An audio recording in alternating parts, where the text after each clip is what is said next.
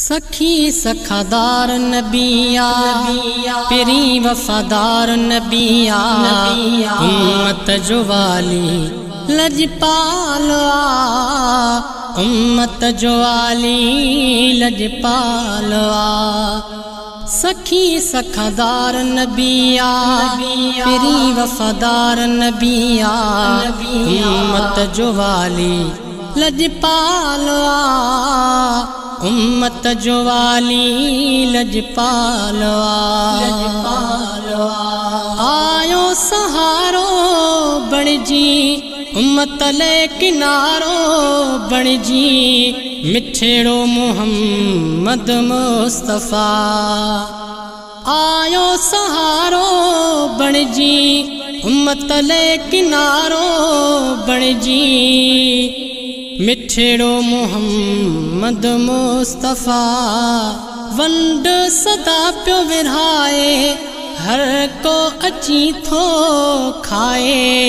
खुटंदी न कॾहिं उन जी सखा सखी सखादार नबिया पिरी वफादार नबिया उम्मत जो वाली लजपाल उम्मत जो वाली लजपाल गारे मेरा त्या ॾींहा तो ऐ असां जे लाए रोए पयो आका नबी गारे मेरा त्या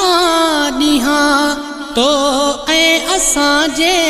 लाए रोए पयो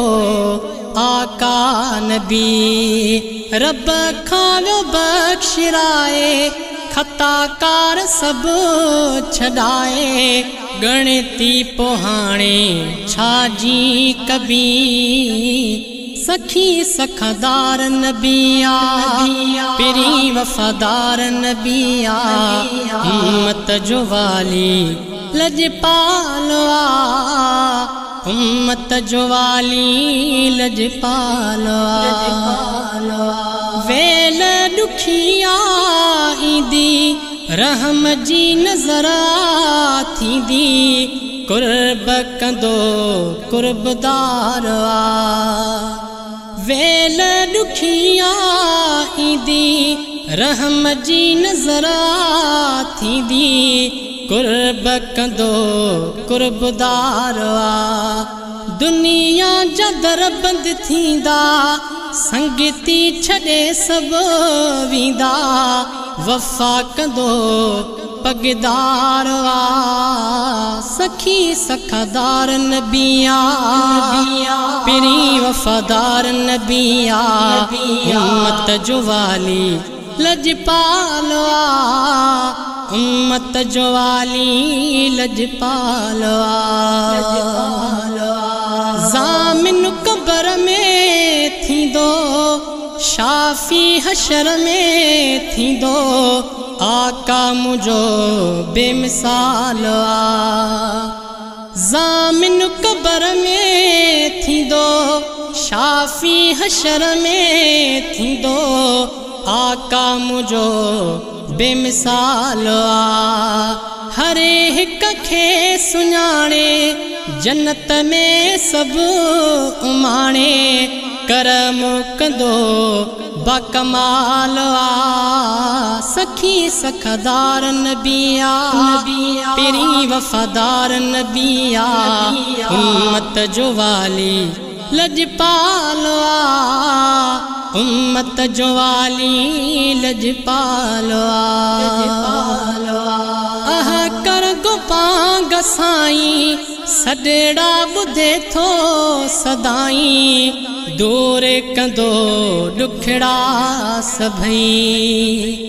अह कर गोपांग साईं सॾड़ा ॿुधे थो सदाई दूर कंदो ॾुखड़ा सभई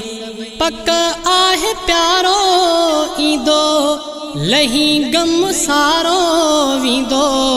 किसे मत पवंदी बिगड़ियल ठही सखी सखादार नबिया